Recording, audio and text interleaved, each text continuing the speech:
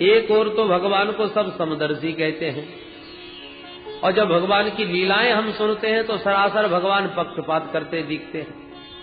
हमेशा दैत्यों को ही मारते रहते हैं प्रभु, और देवताओं का सरेआम खुल करके पक्ष लेते हैं। तो जब भगवान जब सरासर पक्षपाती है तो समदर्शी क्यों कहे जाते हैं? और यदि सचमुच समदर्शी है तो फिर पक्षपात क्यों करते हैं? कथम दैत्यान अवधि, दैत्यों को क्यों मारते हैं? सुखदेव जी प्रसन्न होकर बोले, परीक्षित बहुत बढ़िया प्रश्न किया है, ध्यान से सुनो। यही प्रश्न एक बार तुम्हारे दादाजी ने भी देवर्षि नारद से किया था। कब महाराज? बोले जिस समय राजस्व यज्ञ कर रहे थे तुम्हारे दादा धर्मराज युधिष्ठिर, तो प्रथम पूजन के अवसर पर भगवान श्री द्वारकाधीश का नाम सामने आया, और जब पूजन प्रारंभ होने लगा तो शिशुपाल ने गालियों की बौछार प्रारंभ कर दी, और 101 गाली होते ही भगवान ने अपने दिव्य सुदर्शन से उसका सिर काट दिया। उसके शरीर का तेज भगवान में विलीन हुआ सबकी आंखों के सामने। युधिष्ठिर जी महाराज ने तुरंत नारद जी को पूछ दिया, महाराज मरने के बाद जिसका तेज नारायण में समा जाए वो तो एक महान कोटि का कोई सिद्ध महापुरुष होता है, फिर इस दुष्ट शिशुपाल का तेज भगवान में कैसे समा गया? ये तो सरेआम गालियां दे रहा था भगवान को, फिर इसकी इतनी ऊंची गति कैसे हो गई? तब नारद जी ने कहा, धर्मराज युधिष्ठिर ध्यान से सुनिए,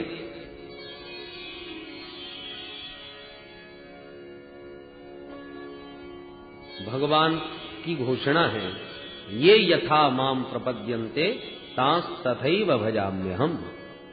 जो भगवान को जिस भावना से भजता है भगवान उसे उसी भाव से स्वीकार करते हैं। जो मित्र बनाते हैं भगवान उनके मित्र बन जाते हैं, जो शत्रु बनाते हैं उनके लिए भगवान शत्रु बन जाते हैं। अब ये तो उपासनाओं का भेद है, भगवान में भेद थोड़ी है। भगवान ने तो छूट दे रखी है, जो चाहो सो बना लो, शर्त एक है कि मेरा चिंतन करो। जो सतत मेरा चिंतन करेगा उसे प्राप्ति मेरी निश्चित होगी, चाहे वो बैर से करे चाहे प्रेम से करे। तस्मात् केनाप्युपायेन मनः कृष्णे निवेशे। और एक बात बताएं, मित्र से ज्यादा चिंतन शत्रु का होता है। मित्र को तो जब चर्चा करोगे तब याद आएगी मित्र की, और शत्रु को भुलाना भी चाहोगे तब भी बार बार याद आएगा। मैं भूल नहीं सकता, उसने मेरे साथ ऐसा किया, वो मेरे से ऐसा बोला। शत्रु पग पग पर याद आता है। इसलिए जहां भगवान के भक्त माला लेके भगवान को याद करते हैं वहां दुष्ट भी भगवान को कम याद नहीं करते, वो भी दिन रात भगवान को याद करते हैं, भले ही गैर भावना से सही। एक बार दुष्टों ने भगवान से कहा, सरकार हम ना होते तो आज आप भी ना होते। भगवान बोले, क्या मतलब? दुष्टों ने कहा, महाराज जब हम बहुत ज्यादा दुष्टता करते हैं, चारों तरफ खूब आतंक फैलाते हैं, तभी तो आपका अवतार होता है। अरे रावण ने आतंक मचाया तो राम जी को आना पड़ा, कंस ने आतंक मचाया तो कृष्ण कन्हैया को आना पड़ा, तो आपको आना तो हमारी वजह से पड़ता है ना, तो आपके आने का फायदा भी हमको मिलना चाहिए। क्या फायदा चाहते हो? बोले महाराज हमारा भी उद्धार करो। भगवान बोले तुम हमारा भजन करो। दुष्टों ने कहा भजन ही करने लग गए तो दुष्ट ही किस मतलब के? ये भजन पूजन हमारे बस की बात नहीं है। होए भजन नहीं तामस देहा, हम तामसी लोगों से भजन नहीं होगा। तो क्या कर सकते हो? बोले महाराज आपको गालियां दे सकते हैं, आपसे झगड़ा कर सकते हैं, हम असुरों की प्रवृत्ति जैसी है तदनुसार आपसे संबंध जोड़ सकते हैं। आप चाहो कि माला लेके भजन करें, हमारे बस की बात नहीं। भगवान बोले चलो कोई बात नहीं, भजन नहीं कर सकते तो बैर करो, कुछ तो नाता जोड़ो हमसे। और भगवान ने बैर का संबंध स्वीकार करके असुरों को भी वही गति दी जो अपने प्यारे भक्तों को प्रदान करते हैं।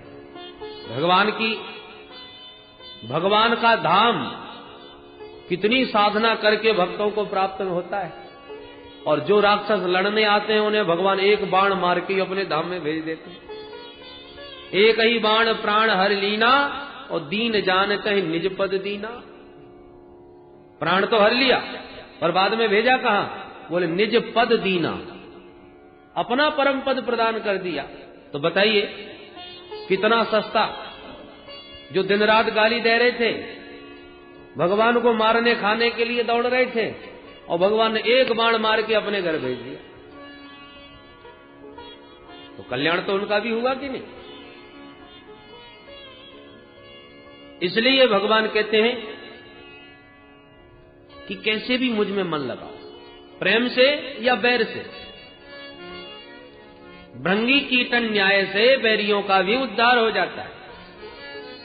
एक भृंगी होता है जो किसी कीड़े को पकड़ के मिट्टी में कैद कर देता है और उस मिट्टी के ढेर के ऊपर गुनगुनाता रहता है।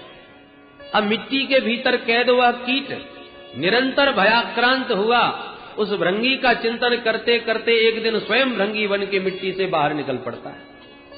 तो था साधारण सा कीड़ा, परंतु भयाक्रांत होकर भृंगी का चिंतन करते स्वयं भृंगी बन गया। ऐसे ही भले ही कोई भय से भजन करे या बैर से भजन करे, उसे प्राप्ति परमात्मा की ही होगी। बोल वृंदावन बिहारी लाल की। काम क्रोध भय आदि ये अच्छी वृत्तियां नहीं, पर यह वृत्ति भी यदि परमात्मा से जुड़ जाए तो कल्याण का साधन बन जाती है। इसलिए नारद भक्ति सूत्र में नारद जी महाराज ने कहा है, तदर्पित खिलाचारः सन् काम क्रोधाभिमानादिकमपि तस्मिन् नैव करणीयम्। काम क्रोधादिक वृत्तियों को मारना बड़ा कठिन है। मार नहीं सकते तो मोड़ के भगवान से ही जोड़ दो, कल्याण हो जाएगा। महाराज आज तक किसी का कल्याण हुआ है? काम ऐसा, क्रोध ऐसा, रजोगुण समुद्भव। अरे सब नरक के पंच शास्त्रों ने बतलाए हैं, रजोगुण इनका बाप है, इनसे कल्याण कैसे होगा जीव का? बोले देखो एक एक का प्रमाण। गोप्यः कामाद भयात् कंसो द्वैसा चैत्यादयो नपाः संबंधात् वृष्णय स्नेहात् यूयम् भक्त्या वयम् विभो। अब जरा देखिए प्रमाण। काम की वृत्ति को संसार से हटाकर गोपियों ने श्री कृष्ण से जोड़ दिया तो गोपियों का कल्याण हो गया।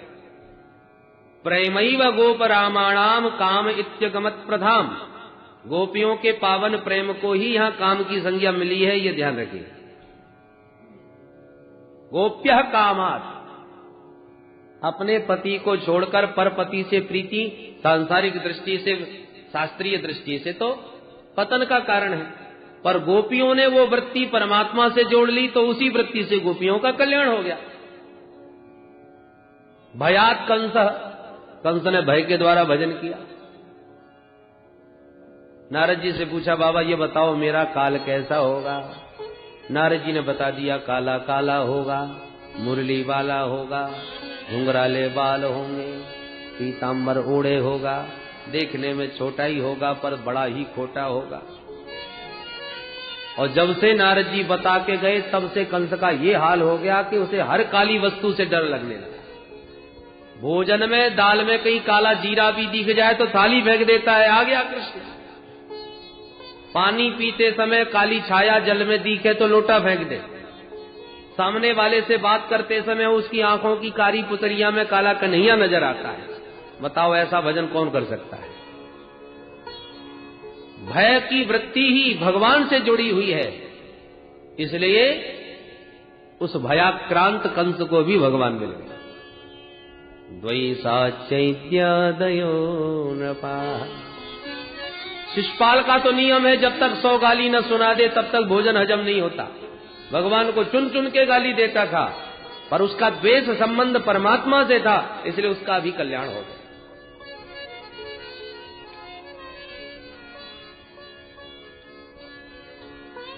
कुछ लोग जा रहे थे पैदल और जंगल की झाड़ी में कुछ प्रकाश दिखाई पड़ा। एक ने समझा कोई दीपक जल रहा है, एक ने समझा कि शायद आग लग रही है, एक ने समझा शायद कोई मणि है। ये इतना जगमगाता प्रकाश, ये तो किसी मणि का प्रकाश प्रतीत होता है। अब वस्तुतः थी वो मणि ही, पर यदि उस मणि के प्रकाश को कोई दीपक बुद्धिया चल पड़े, दीपक का प्रकाश समझ करके उधर बढ़े, तो क्या मणि की कीमत कम हो जाएगी? यदि उसकी 50 लाख की कीमत है तो जो दीपक समझ के उसके पास बढ़ा, उसके लिए क्या वो 10 लाख की हो जाएगी? अथवा जो वस्तुतः उस मणि के स्वरूप को समझकर ये कोई मणि चमक रही है, ऐसा तत्वतः उसके स्वरूप को जान करके जो बढ़ा, तो क्या उसके लिए मणि 1 करोड़ की हो जाएगी? अरे मणि की कीमत तो जितनी है, जैसी है वैसी ही रहेगी। चाहे कोई दीपक समझ के दौड़े, चाहे अंगारा समझ के दौड़े, चाहे मणि समझ के, जाने वाले को पाने वाले को तो उतने ही कीमत की मणि मिलेगी। उसी प्रकार भगवान तो भगवान ही है, चाहे भगवान को कोई शत्रु समझ के दौड़े, चाहे मित्र समझ के, चाहे पुत्र समझ के, जो भी समझना चाहे समझ ले, पर भगवान के निकट जो पहुंचेगा उसे प्राप्ति तो भगवान की ही होगी। भगवान की प्राप्ति में कहीं कोई कमी नहीं आएगी। इसलिए कैसे भी कोई दौड़े, कैसे अभी भगवान से संबंध जोड़े, पर भगवान से संबंध अवश्य होना चाहिए। बैन की तरह नास्तिक मत बनो। बोलो जय श्री कृष्ण।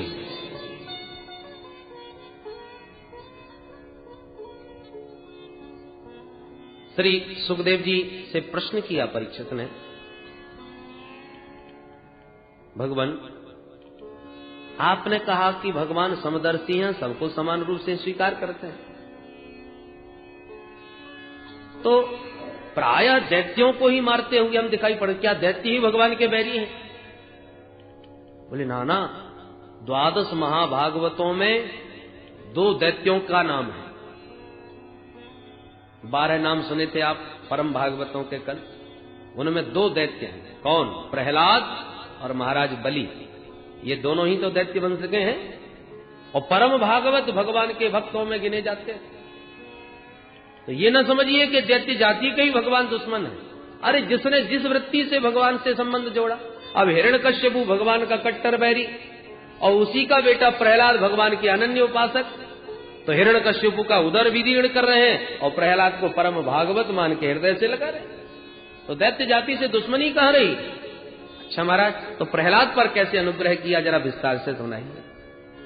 तब सुखदेव जी महाराज ने सुनाया, परीक्षित, जिस समय भगवान ने बराह बपु धारण करके हिरण्याक्ष का उद्धार किया, तब से हिरण्यकश्यपु कट्टर वैरी बन गया और इसने मंदराचल पर्वत पर जाकर के घोर तपस्या की। पूरे शरीर में दीमक लग गई।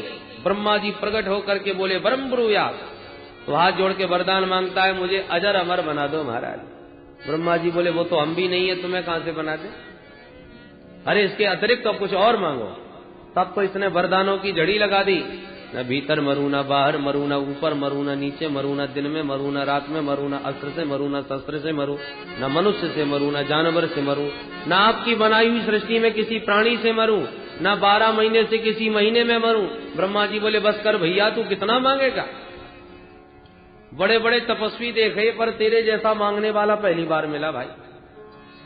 ताते में दुर्लभा पुंसाम ज्ञान व्रणी से वरान मम तथापि वितराभ्यंग वरान यद्यपि दुर्लभान। अरे हिरण्यकश्यपु, यद्यपि तेरे द्वारा मांगे वरदान ये बड़े दुर्लभ है, आज तक किसी को नहीं दिए, पर तेरे जैसी तपस्या भी बड़ी दुर्लभ है, इसलिए मैं तुझे ये समस्त वरदान प्रदान करता हूं। प्रसन्न हो गया हिरण्यकश्यपु कि अब तो मैं अमर हो ही गया, अब मुझे भला कौन मार लेगा, और अपने को अमर मान करके चल पड़ा। दिग्विजय करते हुए तमाम देवी देवताओं को बंदी बना के घर में ले आया। इंद्र से कहता है चल झाड़ू लगा, वरुण से कहता है चल पानी भर के ला। सब दास्ता करने लगे देववृंद। भगवान से रोते हैं, प्रभु कब इस दुष्ट से पिंड छूटेगा? भगवान बोले, मां भैष्ट विबुध श्रेष्ठा सर्वेशाम भद्रमस्तु वः। देवताओं आप लोग घबराइए मत, हम तुम्हारा कल्याण करेंगे, समय की प्रतीक्षा करो। इस हिरण्यकश्यपु के 4 बेटा हुए, हिराद, अनुराद, संहराद, प्रहलाद। श्री प्रहलाद जी बचपन से ही अद्भुत प्रतिभा संपन्न थे। ब्रह्मण्य शील संपन्न सत्य संधो जितेंद्रिय। प्रहलाद जी बचपन से ही ब्राह्मणों के अनन्य भक्त, शील संपन्न, परम सुशील स्वभाव के, सत्य प्रतिज्ञ और परम जितेंद्रिय। नोद्विग्न चित्तः व्यसनेषु निस्पृहः। इनका चित्त कभी भी उद्विग्न नहीं होता, संसार के व्यसनों में तनिक भी इनकी अभिरुचि नहीं। एक सम्राट के पुत्र होकर के भी परम जितेंद्रिय है, परम संयम। कारण एक था परीक्षित। क्या महाराज? बोले प्रहलाद को बचपन से ये ग्रह लग गया था। कौन सा ग्रह लग गया था? बोले कृष्ण ग्रह ग्रहीतात्मा न वेद जगदीदृशम। प्रहलाद जी को बचपन से ही टेढ़ी टांग वाले कृष्ण रूपी ग्रह ने ग्रस लिया था, और ये ग्रह बहुत खतरनाक है। और ग्रह चाहे जितना अपना प्रभाव दिखावे, पर विद्वानों से बैठा करके जप अनुष्ठान करा के ग्रह शांति करवा दो तो ग्रह शांत हो जाता है। पर ये ग्रह इतना खतरनाक है कि जल्दी से तो लगता नहीं, और जिसे लग जाए तो चाहे जितनी कोई ग्रह शांति करवा ले, इसके उतारने का कोई उपाय नहीं। बड़ा जबरदस्त ग्रह है। महाराज इस ग्रह के लक्षण क्या है? कैसे पता चले कि इसको कृष्ण ग्रह लग गया? बोले लक्षण बताते हैं। क्वचित रुदति वैकुंठ चिंता सबल चेतन, क्वचित धसति तच्चिंता ह्लाद उदगायति क्वचित। कृष्ण ग्रह ग्रहीतात्मा के लक्षण हैं क्या? बोले कभी प्राय वो रोता बहुत है, जब भी बैठेगा आंखों में आंसू बहाता रहेगा, और कभी कभी उच्च स्वर से हंसने भी लगता है, तो कभी मुक्त कंठ गाने लगता है, तो कभी खड़े होके नाचने लगता है। लोक बाह्य उसके सब विशेषण, निराला होता है, जगत से अलग। दुनिया की दृष्टि में वो पागल ही होता है, दुनिया वाले उसे पागल ही समझते हैं। प्रहलाद जी की भी बचपन से यही स्थिति थी। जब थोड़े से बड़े हुए तो राजकुमार को पढ़ने के लिए गुरुकुल में भेजा गया। कौन से गुरुकुल में? श्री संडामर्क जी महाराज जहां के प्राचार्य हैं, हिरण्यकश्यपु दानव विश्वविद्यालय, जहां पर दैत्य पुत्रों को ही छल कपट की विद्या सिखाई जाती है। प्रहलाद जी भी भर्ती हो गए, पर इन पर तो कुछ दूसरा ही रंग चढ़ा हुआ था। गुरुजी पढ़ाते कुछ हैं तो ये पढ़ भी लेते हैं और उसको गुरुजी को सुना भी देते हैं, पर हृदयंगम नहीं करते। ये छल कपट की नीतियां उन्हें सुहाती नहीं। गुरुकुल में रहे, पर एक दिन हिरण्यकश्यपु आ ही गया। एकदा सुररात पुत्रम अंकमारोप्य पांडव पप्रक्ष कथ्यताम वत्स मन्यते साधु यद भवान। बड़े प्यार से अपने पुत्र को हृदय से लगाकर सिर सूंघकर प्रीति पूर्वक प्रश्न किया हिरण्यकश्यपु ने, बेटा मन्यसे साधु यद भवान, तुमने अब तक के स्वाध्याय काल में उत्तम बात क्या मानी है? सबसे बढ़िया पाठ कौन सा सीखा है? वो हमें भी बताओ जरा। तुरंत प्रहलाद जी बोले, पिताजी बढ़िया पाठ तो जीवन में एक ही सीखा है। वो क्या? तत्साधु मन्ये सुरवन यदेहिना सदा समुद्विग्न धिया वसद्गृहात् हित्वात्मपातं गृहमन्धकूपं वनं गतो यद्धरिमाश्रयेत। पिताजी मैंने तो अपने जीवन में एक ही बढ़िया बात समझी है। क्या? कि जो असत ग्रह है, ये जो गृहस्थ जीवन है ना, अंध कुएं के समान है। कुआं में कोई गिर जाए तो बच भी जाएगा, क्योंकि कुएं में यदि पानी हो तो पनघट पे कोई भी पनिहारी आवे पानी लेने के लिए, तो वो देखेगी तो चिल्लाएगी, तो कैसे न कैसे लोग मिलके निकाल लेंगे, रस्सी के सारे आ जाएगा। पर अंधकूप में कोई गिर जाए तो उसके बचने का कोई उपाय नहीं। अंधकूप किसे कहते हैं? जो जंगलों में कुएं हैं, जहां पर कोई जाता आता नहीं, जहां पर तमाम जंगल की झाड़ियों की जड़ें नीचे लटकी पड़ी हैं, उधर को कोई रुख करता नहीं, उधर से कोई निकलता तक नहीं, उसको अंधकुआ कहते हैं। और उस अंधकूप में कोई गिर जाए तो जब कोई वहां जाने आने वाला नहीं है तो निकालेगा कौन? तो गृहस्थ जीवन को केवल कुआं नहीं कहा, गृहांधकूपम, ये तो अंध कुआं है। कोई निकलने की चेष्टा भी करे ना तो उसको भी पैर पटक के गिरा लेते हैं। कोई घर में पहले तो वैराग्य होता नहीं, और कदाचित किसी को वैराग्य चढ़ बैठे, उसे ज्ञान हो जाए कि दुनिया सब असत है, ये संबंध सब अनित्य हैं, नित्य शाश्वत संबंध को जानने के लिए मैं अपना जीवन सार्थक करना चाहता हूं, ऐसी जिज्ञासा उनके मन में जागे और कहीं निकल पड़ा तो घर गृहस्थी वाली घेर लेते। अरे क्या होगा इन बच्चों का, देख रहे हो, तुम्हारे जाने के बाद सारा कारोबार ठप्प हो जाएगा, कौन संभालेगा इसको, ये सारी जिम्मेवारी तुम्हारी है और तुम बर्बाद करना चाहते हो अपने घर परिवार को। तो पहले तो वैराग्य होता नहीं, और हो भी जाए तो टांग पकड़ के खींच लेते। इसलिए गृहांधकूपम, इस अंधकुएं से जितना हो सके अपने को बचा ले वही बुद्धिमान है। और बचाने के बाद कहां जाए, बोले वनम गतो यद्धरिमाश्रयेत, वनम वृंदावनम गतः हरिम श्री कृष्णम आश्रयेत, वृंदावन में जाकर के भगवान श्री कृष्ण चंद्र के पाद पद्मों का आश्रय ग्रहण कर ले, बस यही जीवन का सार है।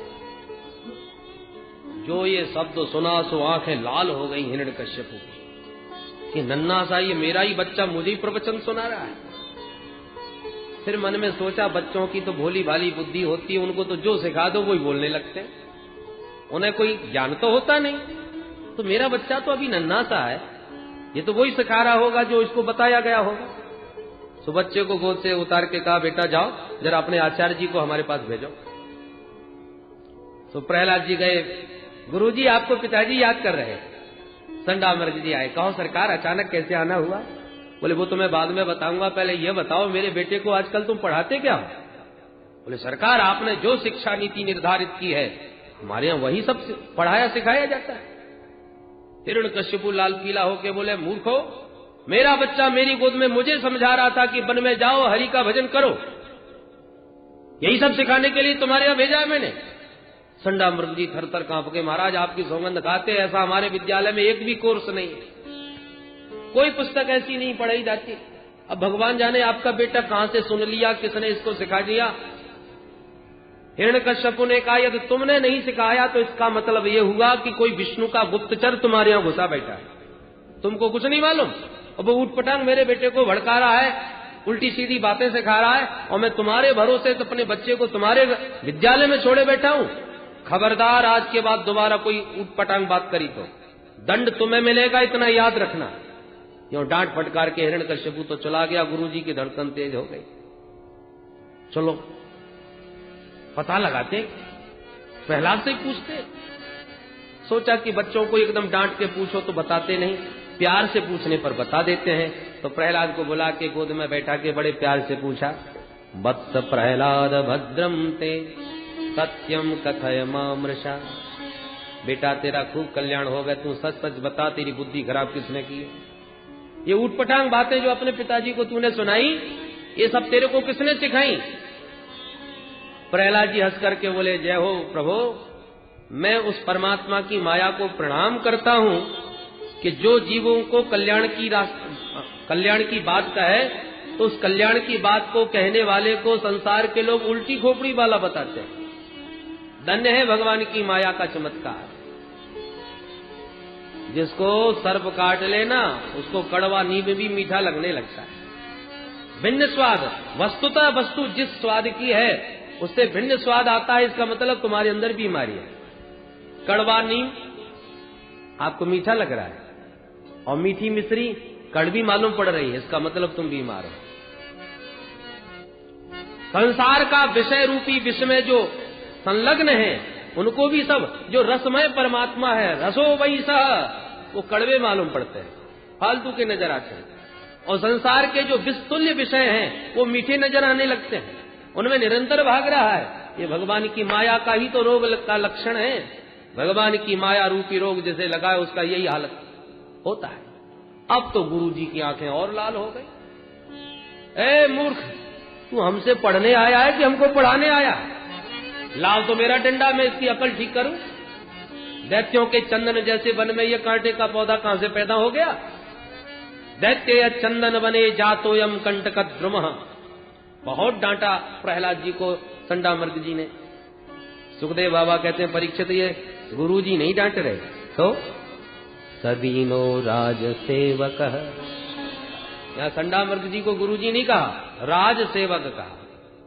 मास्टर, मास्टर जी में और गुरुजी में बहुत अंतर होता है। गुरुजी वह है जो उचित हो, शास्त्र सम्मत हो, उसे निर्भीक हो करके शिष्य को समझावे और पढ़ावे। और मास्टर जी वह है कि भले ही वो गलत है, इतिहास गलत हो या साहित्य गलत हो, अनुचित हो या उचित, इससे हमें मतलब नहीं, और सरकार ने जो शिक्षा निर्धारित की है वही हमें पढ़ाना है। या सरकार ने प्रतिबंध लगा दिया ये गा माने गणेश पढ़ाना बंद करो, सांप्रदायिकता फैल सकती है, तो क्या पढ़ाए? बोले गा माने गधा।